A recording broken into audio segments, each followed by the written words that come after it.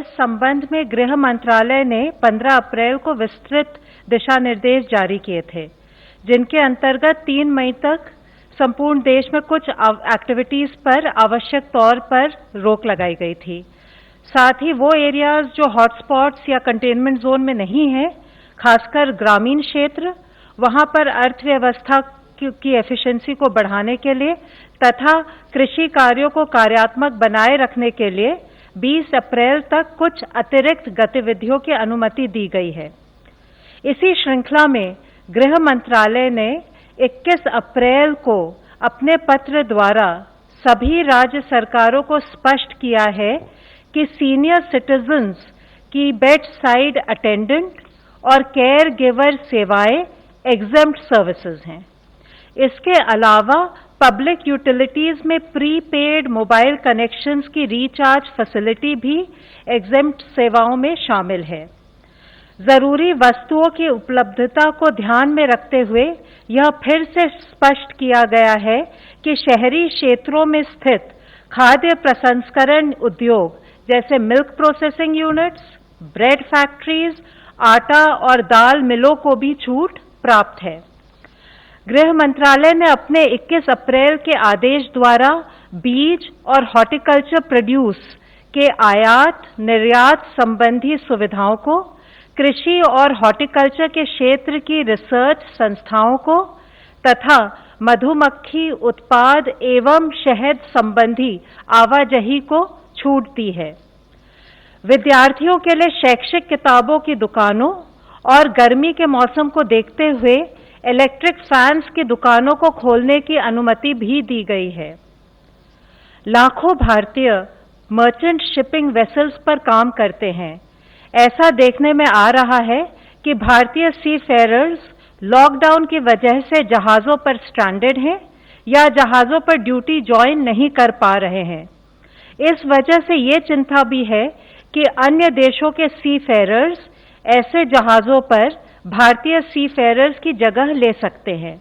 इसको मद्देनजर रखते हुए सरकार ने उनके साइन ऑन और साइन ऑफ के लिए 21 अप्रैल को एक स्टैंडर्ड ऑपरेटिंग प्रोसीजर जारी किया है। लॉकडाउन के एनफोर्समेंट देश में कुछ घटनाओं को छोड़ अधिकांश स्थानों पर संतोषजनक चल रहा है। आर्थिक गतिविधियों में खासकर ग्रामीण क्षेत्रों में प्रगति हो रही है। अप्रैल के महीने में 22 अप्रैल तक मनरेगा के तहत 1.5 करोड़ से अधिक श्रम दिवस अर्जित हुए हैं। जो क्षेत्र हॉटस्पॉट या कंटेनमेंट जोन में नहीं है, वहां गृह मंत्रालय के निर्देशानुसार राज्य सरकारें औद्योगिक इकाइयों को सुव्यवस्थित तरीके से शुरू करवाने में लगी हुई हैं। कई स्थानों पर food processing units, special economic zones और एक्सपोर्ट ओरिएंटेड यूनिट्स इत्यादि जो पहले से ऑपरेशनल थी, उसमें भी वृद्धि हुई है।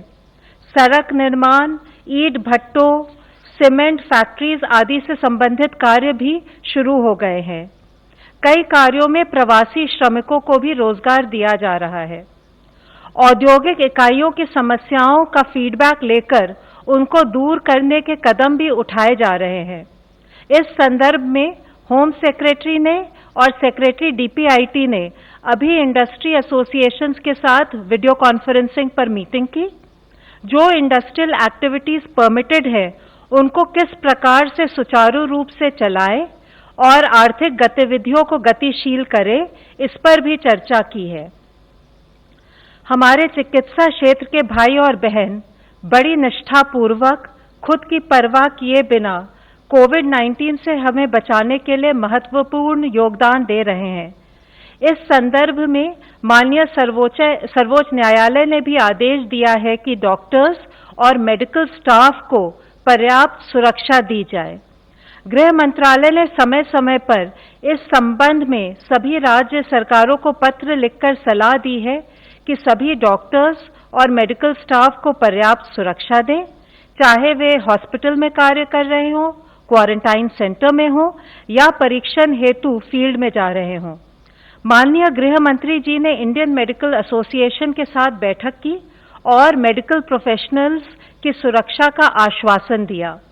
माननीय गृह मंत्री जी के निर्देशानुसार गृह मंत्रालय ने 22 अप्रैल को पत्र लिखकर सभी राज्यों को कहा है कि वे अपनी जिम्मेदारी का निर्वहन करें और आईएमए के लोकल चैप्टर के साथ मिलकर मेडिकल प्रोफेशनल्स को की पर्याप्त सुरक्षा हेतु जो कदम उठाने हैं उनको सुनिश्चित करें।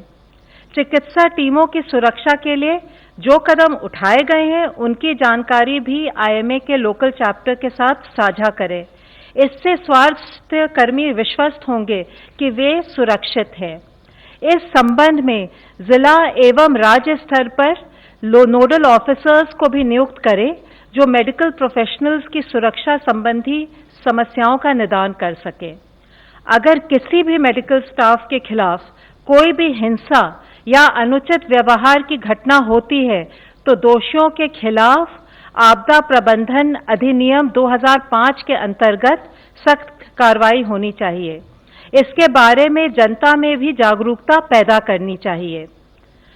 हमारी उम्मीद ये है कि इन सब कदमों से लॉकडाउन सफल रहेगा, एक्टिविटीज सुचारू रूप से प्रारंभ होंगी तथा हम कोविड-19 की चेन को तोड़ने में कामयाब होंगे।